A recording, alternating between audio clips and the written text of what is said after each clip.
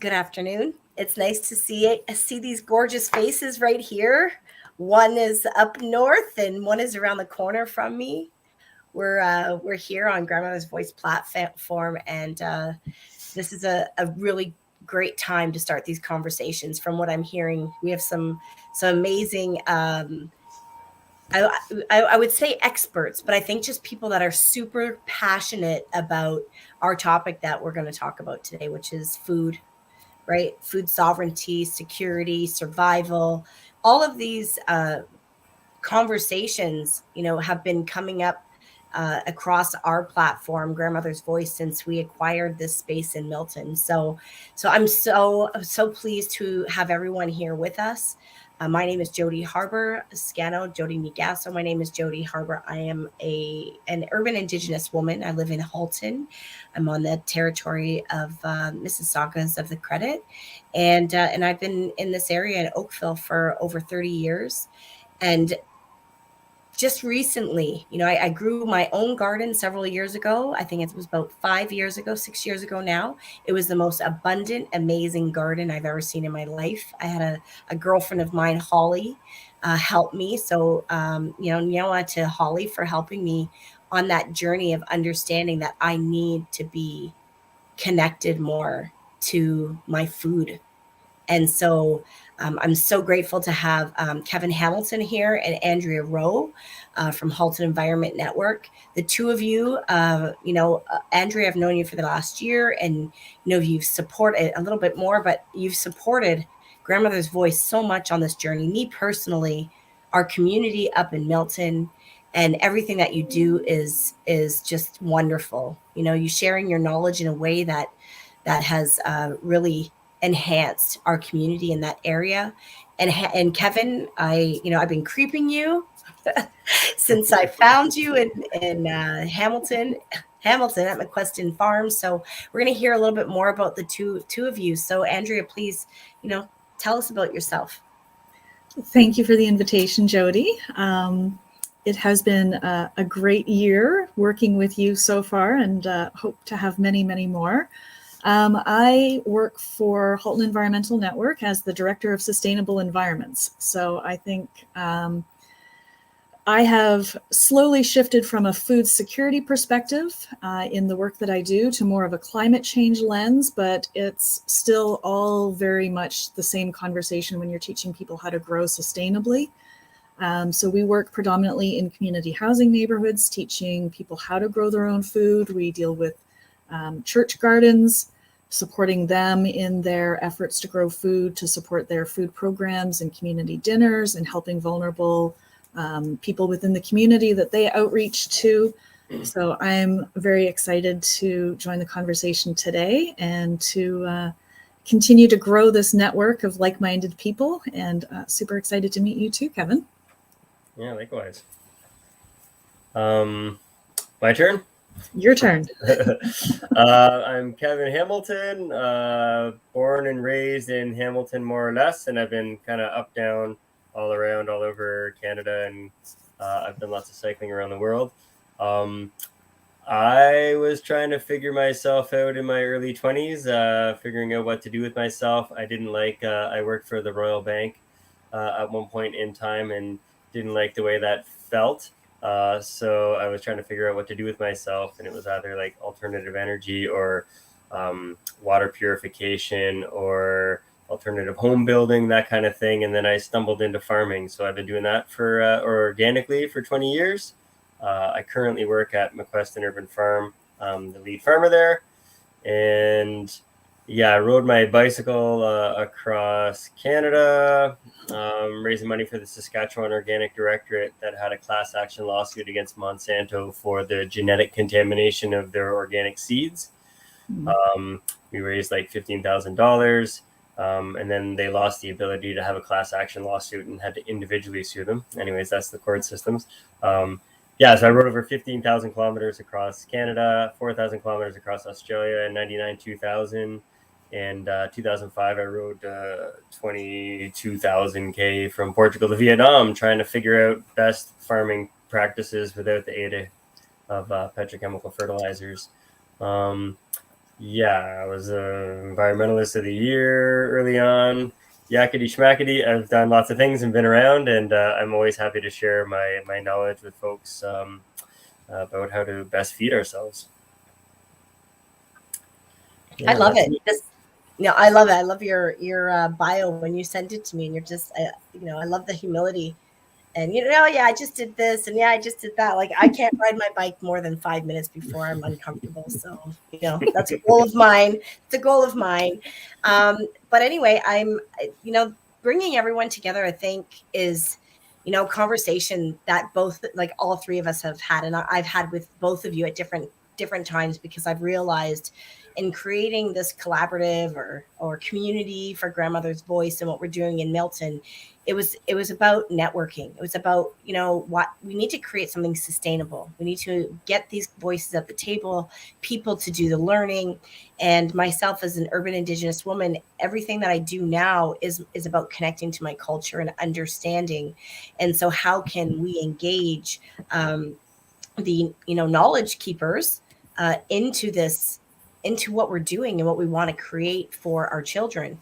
And it's challenging right now, because an Indigenous society, or Indigenous peoples who are just really starting to come out in society, and take their place in society, and I guess, in a sense, liberating. I use that language, liberating themselves.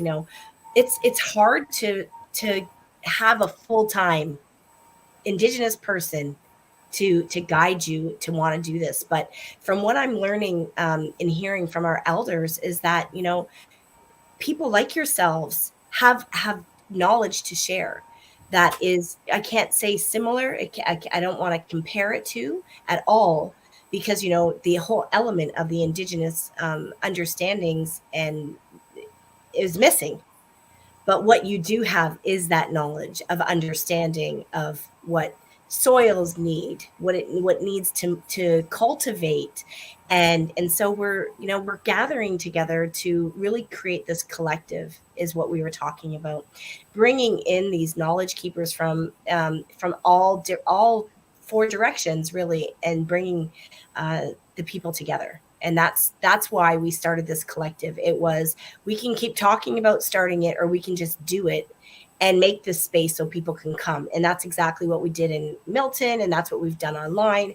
So we're just really grateful that the two of you were, courageous enough to show up and say, hey, yeah, we're ready to build this and make sure that we do this in a good way. So, Kevin, I guess you provided me with some topics to start this space. And I have them in front of me, but I'd love to kind of just leave it with you right now to just kind of guide this conversation, like, where, because I think this is something you said you have been thinking and talking about for years, with a collaborative, or a group of friends in your area. Yeah, absolutely. I mean, this is I always jokingly say, as the wheat blows, the kind of soap opera of being in the fields every day with lots of like-minded folks. I was a member of a group called Craft that actually just retired, I guess, where we had interns every year and teaching folks, people that were interested in agriculture, new skills. And the conversations that were always happening was around this, our right to self-determination, the kind of corporate food system. They have been slowly taking away our right to self-determination from being able to save seeds through like patent variety protection, PVP, so they can do simple genetic tests that if I take a pepper and save the seed, they can see that the genetics came from there, and these breeders own the rights to those seeds. And so, taking out hundreds of years, even thousands of years of evolution, and people breeding plants for their specific traits for the most vigorous growth and taste and flavor and color and all that kind of stuff. And then, like, when Monsanto, I won't get into too much politics, but they bought up a lot of these seed companies, and they fired the plant breeders, took the most productive selling, because it's usually about the money. And then they dropped all the other seed lines. And so we lost hundreds of years of genetics. So, I mean, that's kind of what got me cycling and got me raising money and more passionate about being able to just start from the ground up. The basics of saving seed is the first step in food security, food sovereignty, those kinds of ideas. And then, being slowly learning how to grow the food in the gentlest manner, conducive to the cycles of Mother Nature. So and then recently, being out Brant County way, I started to hang out with more folks from in and around Brantford, Indigenous people that are teaching me a lot about the culture there, and I've come to learn the similarities between the broad Canadian culture and Indigenous folks. The chain has been broken so bad from our connection to nature and being able to support ourselves that we're one and the same as far as knowledge base goes, and that disconnection that's happened from agri-food systems and these for-profit food systems, which they're not conducive to our well-being and our health by any means. I just love, I'm working down at McQueston Urban Farm, and I love sharing my knowledge, and I have not been doing it for financial reasons. It's really hard to make a living farming, but it's really just about getting people to eat healthy food, which means without the aid of petrochemical fertilizers. So having been doing this for 20 years or so, I made this list, which was seed starting. So starting your own plants in the early spring, which I'll be back in about a week to start doing some of the early stuff, leeks and celery root. Sometimes we start onions now too. But being able to grow our seedlings in the next few weeks, we'll start from seed to harvest. One of the other topics was food security. So kind of the amount of food we would need to grow to feed ourselves, and storage and preservation techniques and water catchment, and making our own compost too, which is kind of the fundamental. And within that food security umbrella, there's probably at least 4 workshops or topics that we could discuss and cover. And it all depends on what people are interested in learning. I don't want to be preaching to the choir or talking about things that people already know. So depending on who's in the group, you could email, I guess, Jody or myself, and we could make a list and discuss these topics on an ongoing basis throughout the summer. Urban growing food in your backyards in the urban environment. Folks, I think in urban environments have an easier time because there's a lot less disease pressure and pest problems in the urban environment, and you have a lot more isolation in that you've got windbreaks and your fences, and you have access to irrigation and water from your back hoses kind of thing.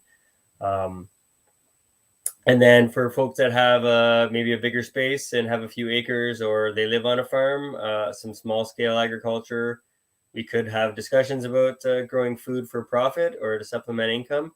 I always feel like it's more supplementing income than profit, because I've yet to realize real profit. It's a struggle. I won't say we haven't done it, but it's definitely not easy.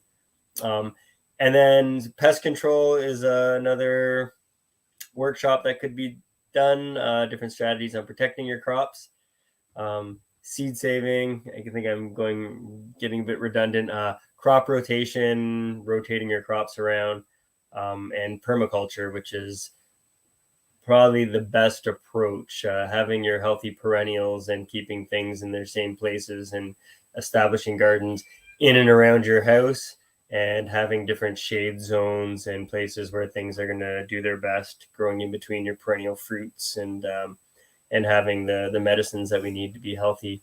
And that also in turn helps keep our soils healthy when we've got these perennial bushes with all the microbial health and things growing on the roots, and sharing nutrients with everything else, that when you plant your annual crops and vegetables, when the roots grow down, they will attach to the fungal strands and things that are created by your perennial plants, and then they help share the nutrients and grow really healthy soil. So yeah, those are the topics that I was looking at. There's always more. That was just stuff off the top of my head, but I just wanted to, I guess, be part of this and get a conversation going and see where we can go. We also talked a bit about an idea of kind of like a crop mob, people that would be willing to volunteer, because we're going to be starting anywhere between 1 and 3 acres, definitely 1, more likely 3 in Brant County. And I want to be able to host workshops there. And if we had like something like a crop mob, if we were doing helping out in Halton there where Jody is, having a group of volunteers that can come and learn for a day and or get your hands in the soil. I really like talking while we're pulling weeds and doing these monotonous tasks that take forever. And then, yeah, being able to share, because we have a bunch of volunteers that would be willing to do that and go from different places to, we used to call it SOC, Save Our Crops, when we can do some weeding and learning. I love that idea. It's also, I find it's easier to learn something like urban ag when you're hands-on, because you can see it, you can touch it, you can point at things, you can get up close, and then take that knowledge back to your communities, share the love, share the knowledge. Exactly. And then I also like the whole breaking bread too. It's good if we kind of try to include that in it. Yeah, I'm all about the food. That's why we're doing it. So. We all are. Yeah, exactly. We did have a couple of comments too. There's some of our Indigenous sisters here on, and that are also farmers, Indigenous farmers. So, we know that this conversation is you said it to me, Kevin. This is overdue, right? These conversations are overdue. Enough planning to get the right people. We know that if we build it, they will come, and these conversations and the people have been here. And I love that mob. Right? That crop mob. Like, I love that concept. When you said it, it just was like, it illustrated my mind right away, because there are so many, I don't like to say silos, because I think that that word now is like a negative kind of connotation. Like it's negative, right? Isolationist. Isolation, exactly. Right.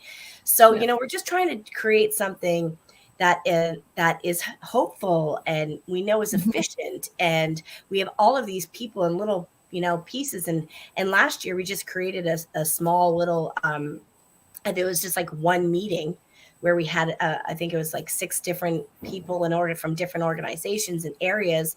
And we were able to support several different groups and gardens by providing just networking, right? Finding and knowing what their needs were, and then how can we support it. And we've already had conversations with other Indigenous communities and leaders in this area that they know that they're ready to get involved. And so how can we really get people into growing? And so I love this little start. It's a start list that we can start here, and we invite all of you, the ones that have mentioned here that, you're a farmer and you want to be a part of this. We're looking at just whenever and however you want to be involved. Email us and let us know that you want to know more and where we're going to be, and we'll start to really share it. And you can come and be a part of it, whatever capacity works for you, and learn at the same time. So we're hoping to really look at this content that you created, Kevin, excited me. Today we were going to do, seed starting, but I just felt like we needed a bit more context to tell the viewers and maybe share this information with other people, and meet us, every week to have these short conversations, and then really start to build something that is, sustainable and fulfilling. So, I'm excited. Likewise, I'm just starting to get, I look out the window here. I'll just show everybody because it's kind of funny. But it's hard to be inspired sometimes in the winter, and I'm up north, so this is my view from the front window. In the vast white there is Lake Superior or Gitchagumi, and it's frozen over. I think you guys don't have as much snow down south, so I'll be happily getting back down there to hopefully have some thawed soil bags that I can get some seeds into. Speaking of seeds, Andrew and I were just visiting last week or whatever. I can't even remember anymore. Time is just. I have this head cold that just kind of has taken me back. I guess I feel like I get an inch off. I get a little bit outside. But we were talking about, even what we at the center in Milton harvested last year, and some beautiful, seeds that I know she's been holding on to. Like, let's start doing something with this. Let's get our youth and our community growing, and this is how we do it, is really just do it. Let's just do it and invite them in. And so we'll be preparing some more of our seeds in our community. We have quite a few events coming up in the next few months that we really would like to include this element to all of our programming. Now we do not want to have one event at our center that doesn't include something on the land. And so we're just really grateful that our community relatives and partners, I want to say, just, you really are our relatives, right? Just stepping in and doing this. So is there anything that I missed while I stepped away from your list that you spoke about or need to speak about, Kevin? Or is there anything you'd like to add, Andrea? No, I'm just really excited to meet some of the people that have been adding chat messages and getting to know other people within the community, because I struggle with that balance between proper planning, gathering the resources, where's the money going to come from, all of that organizational stuff that I have to work within the framework of my organization, versus the excitement and the enthusiasm of what you and I very often talk about is, let's get started and see who wants to join and build that momentum. And so I'm just excited to have these conversations and to actually get started and doing stuff, because the more we talk about it and the more we build that momentum, the more resources come forward. Like I've had an offer of some additional land in Burlington. And of course, the first question is, well, where's the money going to come from? And, who's going to build X, Y, and Z? I'm like, I don't know yet, but I'm excited to find out who's going to step up. Yeah, we certainly have the resources out there. And I always tell people, you could donate $1,000 or $100 or whatever, but the greatest donation is people's time to come in and actually get their hands in there and break bread and make those kind of deeper connections with each other. And I think we've said it, like, we've identified the problems tenfold, and we know the solutions too. It's just about getting together and actually getting our hands in the earth and making it happen.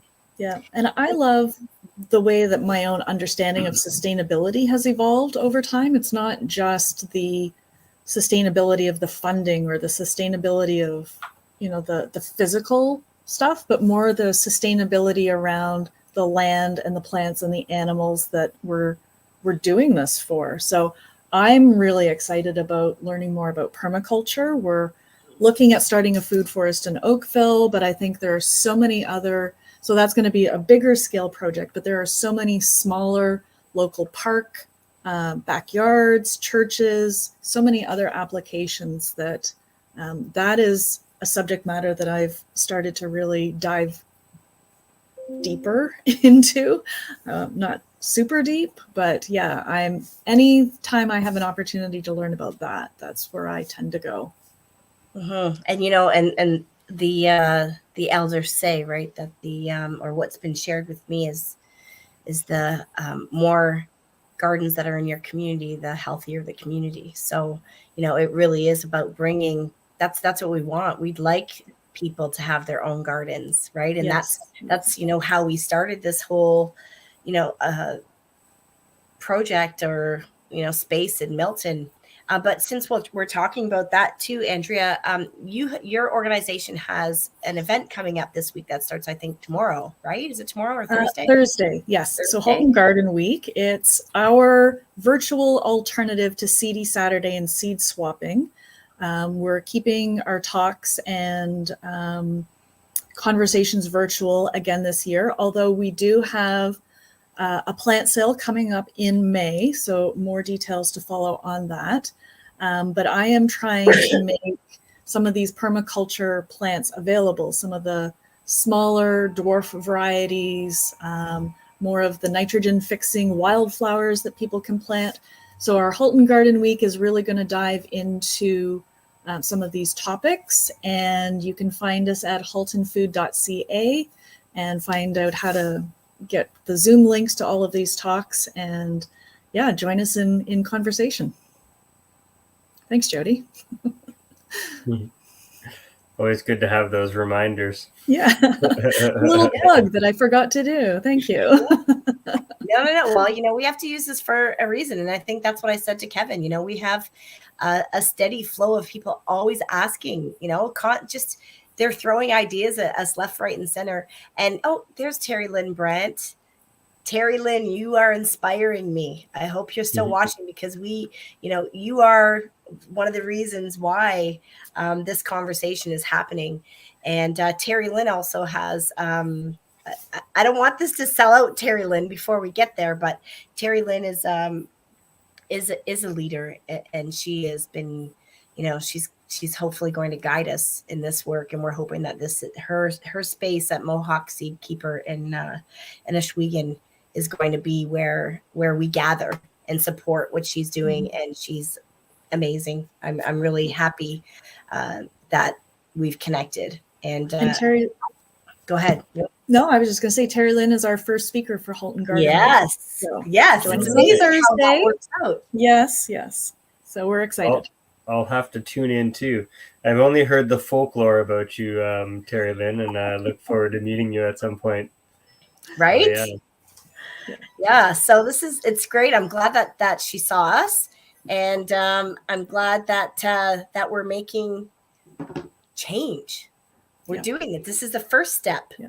So anyway, I got excited when I saw her up there. We also have there's just some great little messages here, and we're welcoming everyone from all walks, from 4 directions, to come and be a part. So check out, I think Terry Lynn is her poster is on her Facebook, Mohawk Seed Keepers Facebook.